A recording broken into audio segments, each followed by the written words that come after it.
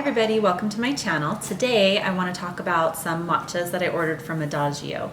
I ordered two kinds. I ordered the regular matcha and the matcha mocha.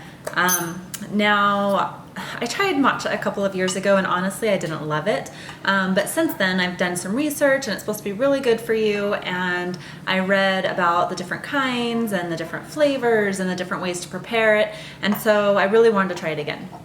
So I heard that Adagio has some good matchas.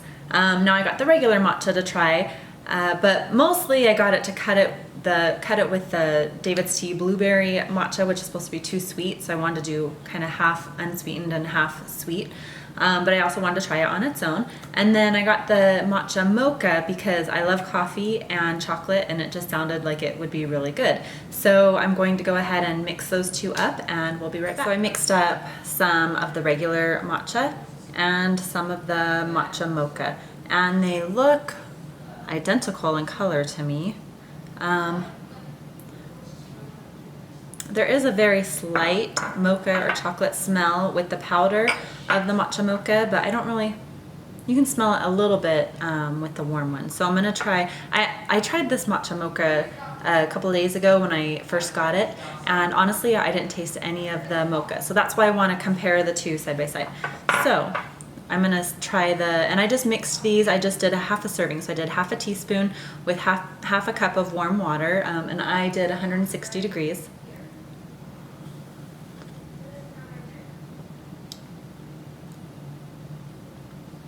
Okay, so before I say anything, I want to try the other one.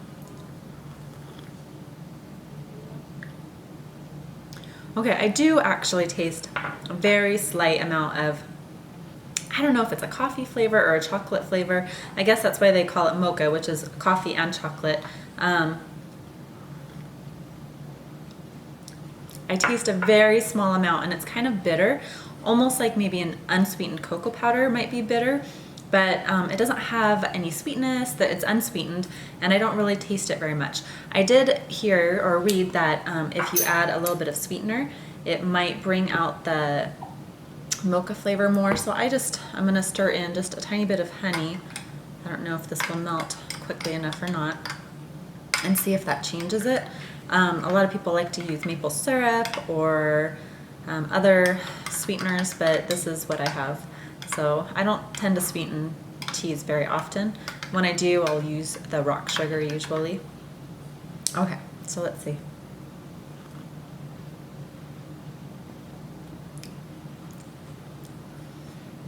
Yeah, I think it does actually bring out the mocha flavor just a little bit. But honestly, I expected this to taste like, with some of the reviews, it was mixed. Half the people said they didn't taste the mocha at all, and half the people said that it replaced their coffee, that it was very good, and they couldn't even tell the difference between their mocha and this. And it's definitely green tasting. It's definitely, you can definitely taste the regular matcha, and to me, there's very, very little of the flavor. Okay, so I also frothed up some vanilla soy milk, and so I'm going to pour that into my cup and see if I like it with the soy milk. And I think normally when you add the frothed milk to a matcha, you want to make the matcha extra strong so that it doesn't cover up the taste. So here, I like this color so much. It's such a pretty light green.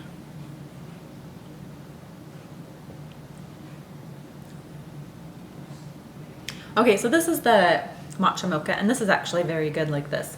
And it does have that honey in it. I don't think that it would have needed the honey because my vanilla soy milk is sweetened a little bit. But this is really good. I could drink a mug of this warm, where when it's plain like this, it's a little hard to choke down for me. I still don't taste the mocha very much, but it's good. Okay, so I had to mix up some more of the matcha mocha real quick because I was curious if it was the honey that was making it taste a little sweeter to me with the vanilla soy milk, or a little bit more like the little taste of the mocha, or if it was really tasting like that. So I mixed a little bit more up, and I went a little easy on the water that it would call for this time so that it wasn't as diluted when I add my milk. Okay, and so I'm just about out of milk, so I think I have less milk in that one. than I might have in the other one.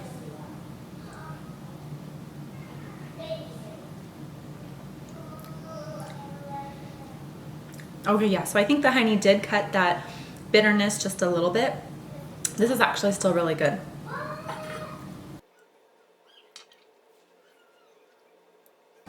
Yeah, I don't taste the mocha as much without that honey, and it was a very small amount that I put in, so I think, you know, if you're trying to cut back on sugar, this is still very good like this. I would recommend it. But if you don't mind a few extra calories or a little bit of sugar, I would say add a little bit of sweetener of your choice. It probably would even be good with a little bit of maple syrup or another kind of natural sweetener. But this is pretty good. It does taste a teeny tiny bit like mocha, but very little to me. When you compare it side by side with the regular matcha, you can notice it, but on its own, like I said a few days ago when I tried it, I didn't notice it. But I like this. I think when I run out of the different matchas that I've tried, I think that out of these two, I would order more of the mocha one. I like it. I might even try their chocolate one too and see how that compares. All right, well, thanks a lot, and I hope you enjoyed this review. We'll see you later.